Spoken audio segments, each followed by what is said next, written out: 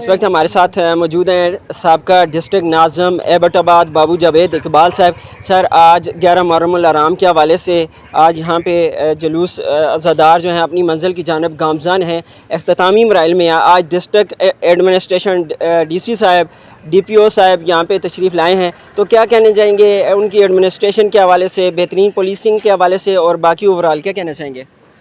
शुक्रिया सियाद भाई। मैं खराज तहसीन पेश करता हूँ DPO एबटाबाद को और उनकी पूरी टीम को, और assistant commissioner, deputy commissioner Abbottabad, assistant commissioner और अवेलिया के जितने भी इंतज़ामिया हैं, मैं उनको तहे दिल से उनका शुक्रिया अदा करता हूँ। जिस तरीके से बहुत आसान तरीके से उन्होंने आज के इस जुलूस को मैनेज किया है।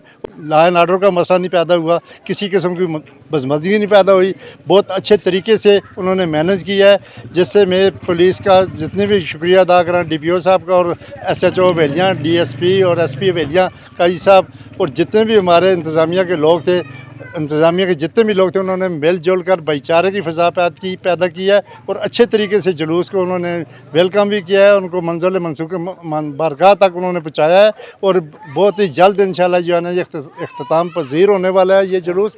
इंशाल्लाह मैं शुक्रिया अदा करता हूँ इंतज़ामिया का और सब जितने भी हमारे मेहमान या जितने हमारे भाई जैसे में इसमें अपना रोल अदा किया है, उन सब को खराज तहसीन पेश करता हूँ। और मैं उम्मीद करता हूँ आइंदा भी इंशाल्लाह आगे 12 रबीउल अव्वल का महीना आने वाला है, उसमें भी हमने इसी तरह अच्छे तरीके से इंतज़ामिया के साथ मिलकर, और मेरी जितने भी अवेलिया के अवाम है उन्होंने भी भाईचारे की फ़ज़ा पैदा करनी है।